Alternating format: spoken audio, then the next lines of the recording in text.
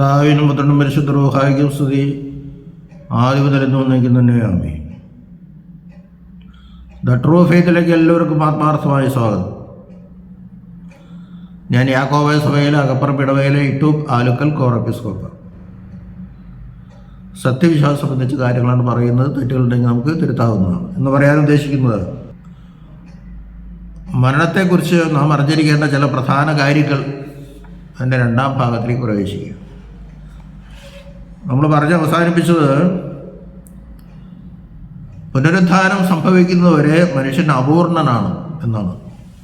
പൂർണ്ണത പുനരുദ്ധാനത്തിൽ കിട്ടുള്ളൂ. എല്ലാത്തിൻ്റെയും പൂർണ്ണത പുനരുദ്ധാനത്തിലുള്ളൂ. നമ്മളിവിടെ കഷ്ടപ്പെടുന്നു. ഒരു തെറ്റ് ചെയ്യാത്തവൻ കഷ്ടപ്പെടുന്നു, വേദന അനുഭവിക്കുന്നത്. എന്താ കാരണം? അതും പുനരുദ്ധാനത്തിൽ അവിടെ ചെല്ലുമ്പോഴേ മനസ്സിലാവുള്ളൂ എന്തുകൊണ്ടാണ് അവർ കഷ്ടപ്പെടുന്നത്, എന്തിനു വേണ്ടിയാണ് അവർ കഷ്ടപ്പെട്ടത്. ഒരു തെറ്റ് ചെയ്യാത്തവരാ. ദൈവത്തിൻ്റെ ഹിതമാണെങ്കിൽ അവൻ അവിടെ വലുതൊരുക്കിയിട്ടുണ്ടാവും. നാം ഇവിടെ കൂടുതൽ കഷ്ടങ്ങൾ അനുഭവിക്കുന്നതോറും രക്ഷയുടെ മൂല്യം കൂടി കൂടി കൂടി വരും. ഇവിടെ 120 മാക്സിമം, അവിടെ അനന്തതയിൽ, എറ്റേണിറ്റിയിൽ, അവസാനിക്കാത്ത രാജ്യത്തിൽ തൃത്വത്തെ ദർശിച്ച് നമുക്ക് ജീവിക്കാം, ആരാധിച്ച് ജീവിക്കാം. അപ്പോൾ ദൈവമക്കളെല്ലാവരും പിതൃഭവനത്തിൽ എത്തിച്ചേരുന്നത് വരെ ദൈവരാജ്യം സമ്പൂർണ്ണമാകുകയില്ല. ദൈവരാജ്യം ഇവിടെ വെച്ച് തന്നെ ഉണ്ടെന്ന് കർത്താവ് പറഞ്ഞിട്ടുണ്ട്. ഇവിടെ വെച്ച് തന്നെ ഉണ്ട്. നന്നായി ജീവിക്കുന്നവൻ്റെ കൂടെ ദൈവരാജ്യമുണ്ട്. പക്ഷെ അതിൻ്റെ പൂർണ്ണതയാവുന്നില്ല. രണ്ടാമത്തെ വരവിൽ ലോകത്തിന് ഒരു പുനരുദ്ധാനം വരും. നമുക്ക് മാത്രമല്ല, ലോകം പുനരുദ്ധരിക്കപ്പെടും, പുതുക്കപ്പെടും. നമ്മൾ പുനരുദ്ധാനം ചെയ്യുമ്പോൾ ലോകം പുതുക്കപ്പെടും. എല്ലാത്തിനും ഒരു പുതുക്കം വരും. ശപിക്കപ്പെട്ട ഭൂമി പോലും മുഴുവനും സ്വർഗമായി തീർന്നു വരാം. ഇല്ലെന്ന് പറയാൻ നമുക്ക് പറ്റില്ല. അത്രയ്ക്ക് നമുക്ക് പറയാൻ പറ്റുള്ളൂ. ഈ ഭൂലോകം മുഴുവനും, ആദത്തിൻ്റെ പാപം മൂലം ശപിക്കപ്പെട്ട ഭൂലോകം മുഴുവനും കർത്താവിൻ്റെ ക്രൂശ് മരണം കൊണ്ട് ശാന്തി ലഭിച്ചെങ്കിലും അതിൻ്റെ പൂർണ്ണത സ്വർഗത്തിലാണ്. രണ്ടാമത്തെ വരവിന് ശേഷം, ന്യായവിധിക്ക് ശേഷം കിട്ടുന്ന സ്വർഗത്തിലാണ്. അപ്പോൾ ഈ ലോകം തന്നെ പുതുക്കപ്പെട്ട് സ്വർഗമായി തീർന്നേക്കാവില്ലെന്ന് പറയാൻ പറ്റില്ല. അപ്പോഴേ ദൈവരാജ്യം പൂർണ്ണമാകുകയുള്ളൂ എന്നാണ് പിതാക്കന്മാർ പഠിപ്പിക്കുന്നത്. കർത്താവ് ലാസറെ ഉയർപ്പിച്ചു, നമുക്കറിയാതെ.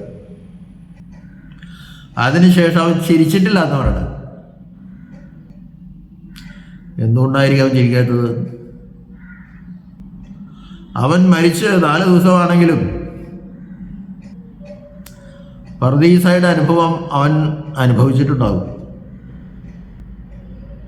4 ദിവസം മുഴുവനായിട്ടില്ലെങ്കിലും ആ അനുഭവത്തിൻ്റെ സന്തോഷത്തിലിരുന്ന് അവനോട് വീണ്ടും ഈ ഭൂമിയിലേക്ക് വരുമോ പറഞ്ഞപ്പോൾ അവൻ പിന്നെ ഒരു സന്തോഷമില്ല, അവൻ ചിരിച്ചിട്ടുമില്ല. അവൻ ആലോചിച്ച്, ഈ ഭൂമിയിലെ നൈമിഷികമായ ജീവിതം അതിനേക്കാൾ എത്രയോ ശ്രേഷ്ഠമാണ് ഒരു ദിവസമെങ്കിലും പറുദീസായിൽ ഇരിക്കാൻ പറ്റുന്നു. അങ്ങനെ ഒരു ദിവസത്തെ ഇരിപ്പില്ലാട്ടോ. പറുദീസായിൽ പോയ രണ്ടാമത്തെ വരെ അവിടെ തന്നെ, പിന്നെ സ്വർഗം. അത് ഞാൻ മുമ്പ് പറഞ്ഞിട്ടുണ്ട്. അതുകൊണ്ട് അവൻ ചിരിച്ചിട്ടില്ലാത്തതാണ്. കാരണം അവന് വീണ്ടും മരണമുണ്ട്, വീണ്ടും ഉയർപ്പുണ്ട്. ഇവിടത്തേക്കാൾ വലിയ സൗഭാഗ്യമാണ് നിത്യതയിൽ ലഭിക്കാൻ പോകുന്നതെന്ന് അവന് മനസ്സിലായി. ആ നിത്യതയിൽ നിന്ന് അവൻ തിരിച്ചിങ്ങോട്ട് വന്നപ്പോൾ അവൻ്റെ ഉത്സാഹവും പോയി, ചിരിയും പോയി, സന്തോഷവും പോയി, എല്ലാം പോയി. വരണ്ടായിരുന്നു. പക്ഷെ കർത്താവ് വിളിച്ചവരായിരിക്കാൻ പറ്റുമോ? അപ്പോൾ ഒരു ദിവസം മുമ്പ് മരിക്കുന്നവർ ഭാഗ്യവാന്മാർ, അത്രയും പാപം കുറയും. പക്ഷെ ഇവിടെ ദുഷ്ടത ചെയ്തിട്ട് മരിച്ചു പോയിട്ടൊന്നും യാതൊരു കാര്യമില്ല. മരണം ഒരു അടഞ്ഞ വാതിലല്ല. പ്രകാശത്തിൻ്റെ ഇടതാഴിയിൽ കൂടി വിധി ദിവസം നാം തേജസ്സിൻ്റെ സിംഹാസനത്തിലേക്ക് കയറും. അതാണ് സ്വർഗം എന്ന് പറയുന്നത്. മരണത്തോടുകൂടി എല്ലാം കഴിയുമെന്ന് വിചാരിക്കണ്ട. അത് അടഞ്ഞ വാതിലല്ല, അത് തുറക്കപ്പെട്ട വാതില. എവിടേക്ക് പ്രവേശിക്കാൻ? വെളിച്ചത്തിലേക്ക് പ്രവേശിക്കാൻ, അതായത് ദൈവസന്നിധിയിലേക്ക് അടുത്ത് ചെല്ലാൻ, അല്ലെങ്കിൽ പർദീസയിൽ പ്രവേശിക്കാൻ, അവിടുന്ന് സ്വർഗത്തിൽ പോകാൻ. അപ്പോൾ തേജസ്സിൻ്റെ സിംഹാസനം, അതിന് വെള്ള സിംഹാസനം, എല്ലാ സിംഹാസനവും ഒന്ന് തന്നെ. തേജസ്സിൻ്റെ സിംഹാസനം എന്ന് പറഞ്ഞാലും വെള്ള സിംഹാസനം എന്ന് പറഞ്ഞാലും ഒരു സിംഹാസനമേ ഉള്ളൂ. രണ്ടാമത്തെ വരവൊന്നുമില്ല. രണ്ടാമത്തെ വരവ് 2 ഘട്ടവും 3 ഘട്ടമൊന്നുമില്ല. അതൊക്കെ തെറ്റിദ്ധാരണയാണ്. ചില സഭകൾ പഠിപ്പിക്കുന്നത് അങ്ങനെയാണ്. കർത്താവ് രണ്ടാമത് തേജസ്സിൻ്റെ സിംഹാസനത്തിൽ വരും, മധ്യാകാശത്തിൽ അവൻ പ്രത്യക്ഷപ്പെടും, സഭയുടെ മക്കളെല്ലാവരെയും കൂട്ടിക്കൊണ്ടുപോകും. ആരും ഒരു പാവം ചെയ്തിട്ടില്ല, എന്ത് സുഖ. അതുകൊണ്ട് എല്ലാവരും ഈ സഭയിലേക്ക് വരെ പോരെ പോരെ പോരെ. അവൻ തന്നെ തീരുമാനിച്ചു കഴിഞ്ഞു വിധിയൊക്കെ. കർത്താവ് മധ്യാകാശത്തിൽ പ്രത്യക്ഷപ്പെടും, ജീവനോട്ടിരിക്കുന്ന സഭാക്കളെല്ലാവരെയും അവൻ ആകർഷിക്കും. അതൊക്കെ ശരിയാണ്. ഉടനെ സ്വർഗത്തിലേക്ക് പരദീസയുടെ കാര്യം അവർ വിടണല്ല, ഒക്കെ സ്വർഗത്തിലേക്ക് കയറ്റും. അപ്പോൾ ഒരു മണവാട്ടി കഴിഞ്ഞു, പിന്നെ വേറെ ഇവിടെ ബാക്കി കിട്ടുന്ന മണവാട്ടി കേട്ട് പിന്നെയും വരും. അപ്പോൾ കർത്താവിന് എത്ര മണവാട്ടി ഉണ്ട്? എന്തൊരു കഷ്ടമാണെന്നറിയാമോ ഈ പെന്തക്കോസ്തുകാരൊക്കെ പഠിപ്പിക്കുന്നത്. മരിച്ച ഉടനെ സ്വർഗത്തിൽ പോവാം, ഈ സഭയിൽ ചേർന്നാൽ മതി, നിങ്ങളൊക്കെ തേജസ് സിംഹാസനത്തിൽ ഇരുന്ന് അവൻ വിധിക്കുമ്പോൾ നമ്മൾ ആരെയും വിധിയില്ല, വിധിക്കണില്ല ആരെയും. ഇപ്പോൾ യേശു ക്രിസ്തുവിലുള്ളവർക്ക് ന്യായവിധിയില്ല, ശിക്ഷയുണ്ട്, അതവർ ഉണ്ടറില്ല. അപ്പം അങ്ങനെയില്ല. ഒരു വരവുള്ളൂ, അത് മധ്യാകാശത്തിൽ വരുള്ളൂ, താഴേക്ക് വരയില്ല. അങ്ങനെ ആരും വിചാരിക്കുകയും വേണ്ട. വേദപുസ്തകത്തിൽ പല വാക്യങ്ങളുണ്ട്, അത് തെറ്റായി വ്യാഖ്യാനിച്ചിട്ട് അത് ഇത് പറഞ്ഞു നടക്കണം. അതിലൊന്നും യാതൊരു കാര്യവുമില്ല. മരണത്തിൻ്റെ അടിമയായി തീർന്ന മനുഷ്യനെ ദൈവം കൈവിടുന്നില്ല. നല്ലൊരു പോയിൻ്റാണത്. ഇന്ന് ഞാനൊരച്ഛനുമായിട്ട് സംസാരിച്ചു. അദ്ദേഹം പറഞ്ഞു നല്ല കാര്യമാണ്.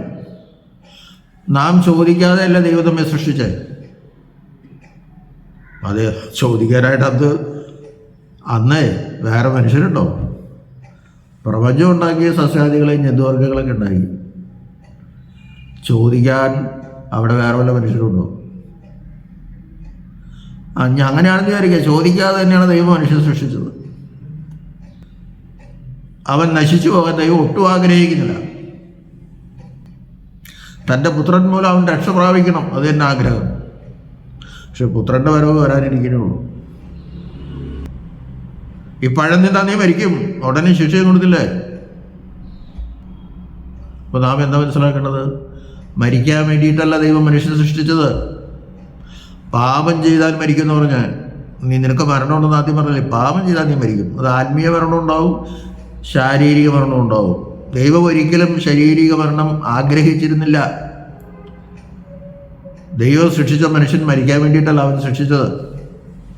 ഏലിയാവും ഹാനോക്കും എടുക്കപ്പെട്ടതുപോലെ എടുക്കപ്പെടുന്ന ഒരു പരിതസ്ഥിതിയിലേക്ക് നാമം വന്നു ചേർന്നേനെ. പാപം ചെയ്തു പോയപ്പോഴെല്ലാം പോയി. നീ മരിക്കും എന്ന് പറഞ്ഞാൽ മരണമുണ്ട്. ആ മരണത്തെ പുത്രന് മാറ്റാൻ പറ്റൂല. പുത്രൻ പറഞ്ഞു, അങ്ങ് പറഞ്ഞതിനൊന്നും ഞാൻ ധിക്കരിക്കില്ല. പക്ഷെ എനിക്കൊരു കാര്യം പറയാനുണ്ട്. ഞാൻ അവർക്ക് വേണ്ടി മരിച്ച് ഉദ്ധാനം ചെയ്ത് മരണത്തിൽ നിന്ന് അവരെ രക്ഷിക്കാം. ഒക്കെ ആയിക്കോ, പിതാവിൻ്റെ ഒരു തടസ്സമില്ല. പിതാവ് പറഞ്ഞതിനെതിരെ അവനും പറയാൻ പറ്റില്ല. മരണമുണ്ടെന്ന് പറഞ്ഞാൽ മരണമുണ്ട്, മരിച്ചേ പറ്റൂ. യേശു ക്രിസ്തു മരിച്ചു, ദൈവവും മരിച്ചു, ദൈവവും മനുഷ്യനുമായും മരിച്ചു. അതിനെപ്പറ്റി ഇതിനു മുമ്പ് പറഞ്ഞിട്ടുണ്ട്, എന്നെ വിശദമായിട്ട് സംസാരിക്കണില്ല.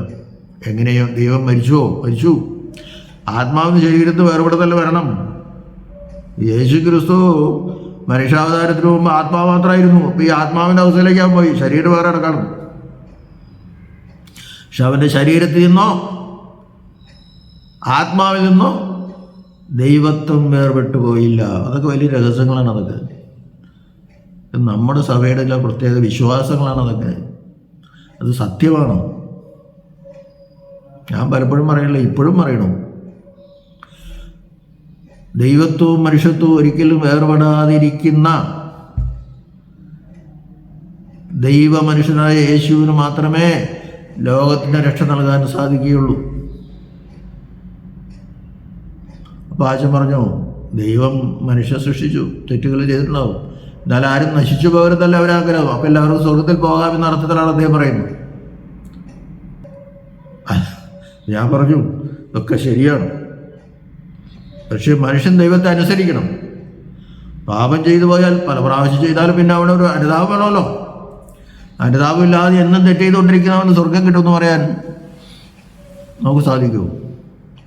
അപ്പം നരകം ഉണ്ട് എന്നുള്ളതിന് ഒരുപാട് തെളിവുകളും കർത്താവ് തന്നെ പറഞ്ഞിട്ടുണ്ട്. പക്ഷെ ആരും നരകത്തിൽ പോകണമെന്ന് കർത്താവ് ആഗ്രഹിച്ചിട്ടുമില്ല.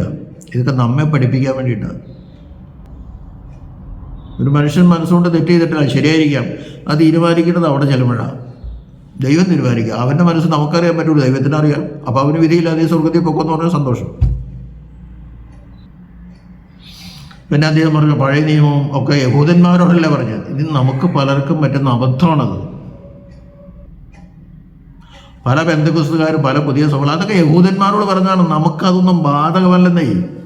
നമുക്ക് കൃപയുടെ സുവിശേഷം പൗലോസ് പറഞ്ഞിട്ടുണ്ട്, ദൈവരാജ്യത്തിൻ്റെ സുവിശേഷം പത്രോസ് പറഞ്ഞിട്ടുണ്ട്. പിന്നെ നമുക്ക് എന്താ കുറവ്? എന്തൊരു അബദ്ധമായ വിശ്വാസവും മനുഷ്യനെ തെറ്റിദ്ധരിപ്പിക്കുകയാണ്. കർത്താവ് പറഞ്ഞ യഹൂദന്മാരോടാണ്, എല്ലാ കാര്യവും യഹൂദന്മാരോട് പറഞ്ഞു. അവിടെ യഹൂദന്മാരുള്ളൂ, അത് ക്രിസ്ത്യാനികളിൽ ഒരു ഉള്ളൂ. പഴയ നിയമത്തിൽ യഹോവ പറഞ്ഞ യഹൂദന്മാരോടല്ലേ എന്ന് പറഞ്ഞ് എന്ത് മറുപടി പറയുന്നത്? യഹൂദന്മാരിൽ കൂടി ലോകത്തെ രക്ഷിപ്പാനാണ്. പക്ഷെ യഹൂദന്മാർ തെറ്റ് ചെയ്തു. മണവാട്ടിസാരം അവരെ നഷ്ടപ്പെടുത്തി. ആദാം മുതൽ തന്നെ തെറ്റ് ചെയ്തു. അതിനു വേണ്ടിയിട്ടാണല്ലോ മനുഷ്യാവതാരം നടന്നത്. അങ്ങനെ പറഞ്ഞ് തെറ്റിദ്ധരിപ്പിക്കരുത് മനുഷ്യർ. യഹൂദന്മാരോട് പറഞ്ഞു എന്ന് പറഞ്ഞാൽ ലോകം മുഴുവനോടാണ് പറഞ്ഞത്. അബ്രാഹാമിനോട് പറഞ്ഞത് നിന്റെ സന്തതി മൂലം ലോകത്തിലെ എല്ലാ ജാതികളും രക്ഷിക്കപ്പെടുമെന്ന് പറഞ്ഞു. അല്ലാണ്ട് യഹൂദന്മാർ മാത്രം രക്ഷിക്കപ്പെടുമെന്നാണ് പറഞ്ഞത്. ആ സന്ധ്യയാണ് യേശു ക്രിസ്തു. പിന്നെ ദൈവത്തെ ഓർത്ത് പെന്തക്കോസ്തുകാരാതെ യഹൂദന്മാരോട് പറഞ്ഞാണ് നമുക്ക് ബാധകമല്ല, നമുക്ക് പൗലോസ് കൃപയുടെ സുവിശേഷം തന്നുണ്ട്, ദൈവരാജ്യത്തിൻ്റെ സുവിശേഷമുണ്ട്, ആ കൃപയുടെ സുവിശേഷം പൗലോസിന് മാത്രമേ അവിടെ വെളിപ്പെടുത്തി കൊടുത്തിട്ടുള്ളൂ. എന്തൊരു മണ്ടത്തരങ്ങളെ വിളിച്ച് പറയണമെന്ന് അറിയാം, ആളുകളെ തെറ്റിദ്ധരിപ്പിക്കാൻ വേണ്ടിയിട്ട്. എല്ലാ ജാതിയും ഉൾപ്പെടാതെ ഒരു സംസാരം കർത്താവിനില്ല. എല്ലാവരെയും രക്ഷിക്കാൻ വേണ്ടിയാണ്. സർവ്വജനത്തിനുണ്ടാകാനുള്ളൊരു മഹാസന്തോഷമാണ് പറഞ്ഞത്. അത് ക്രിസ്ത്യാനികളോട് മാത്രമാണ് പറഞ്ഞത്, അല്ലെങ്കിൽ യഹൂദന്മാരോട് മാത്രമാണ് പറഞ്ഞത്, എല്ലാവർക്കും എന്ന് പറഞ്ഞത്. അപ്പം വേണ്ടി ചിലർ പറയും ആ യഹൂദന്മാർ എല്ലാ യഹൂദന്മാർക്ക് വേണ്ടിയിട്ടാണെന്ന് പറയും. അത്രമാത്രം മണ്ടന്മാരാണ് ഇവിടുത്തെ ചില സഭകൾ. എല്ലാ പെന്തക്കോസ്തുകാരും ഞാൻ പറയുന്നില്ല. അപ്പോൾ യഹൂദന്മാരോട് മാത്രമല്ല കർത്താവ് പറഞ്ഞിരിക്കുന്നത്, അല്ലെങ്കിൽ പിതാവ് പറഞ്ഞിരിക്കുന്നത്. പിതാവ് പറയുന്ന കർത്താവിൽ പിതാവ് പറയുന്നതാണ് കർത്താവ് പറയുന്നത്. അത് മനസ്സിലാവുണ്ടോ? പിതാവ് ചെയ്യുന്നതോ പറയുന്നതോ അല്ലാതെ പുത്രന് ഒന്നും ചെയ്യാൻ പറ്റൂല. അത് മനസ്സിലാകില്ല. അപ്പം യഹോവ തെറ്റുള്ളവൻ, പുത്രൻ നല്ലവൻ, ഇങ്ങനെയൊക്കെയാണ് ഓരോരുത്തർ പഠിപ്പിക്കുന്നത്. എന്നിട്ട് അവർക്ക് വലിയ ആളുകളാണെന്ന് നമ്മൾ പറയുകയും ചെയ്യും. 90% ശരിയാണെങ്കിലും 10% തെറ്റിപ്പോയി പോയില്ലേ? എത്ര നല്ല പാലിൽ ഒരു തുള്ളി വിഷമൊഴിച്ചാലോ പോയി, എല്ലാം പോയി. ആരും നരകത്തിൽ പോകരുത്, നമ്മുടെ ആഗ്രഹം തന്നെയാണ്. ദൈവം രക്ഷിക്കട്ടെ. അത് തീർപ്പാക്കാൻ നമ്മളാരാ? നരകം ഉണ്ടെന്ന് കർത്താവിന് പഠിപ്പിച്ചേക്കും, പിതാക്കന്മാർ പഠിപ്പിച്ചേക്കും, വേദപുസ്തകത്തിനെന്ന് പറയുന്നു. അപ്പോൾ നമ്മൾ ചിന്തിക്കണം, കർത്താവിൻ്റെ രണ്ടാമത്തെ വരവിൽ എല്ലാവരും മധ്യാകാശത്തിലേക്ക് എടുക്കപ്പെടും. ജീവനോടിരിക്കുന്നവർക്ക് തേജസ്കരണം വരും, മരിച്ചുപോയവർക്ക് തേജസ്കരണം വരും. ഈ തേജസ്കരണം വന്നെങ്കിലാണ് പോകാൻ പറ്റുള്ളൂ.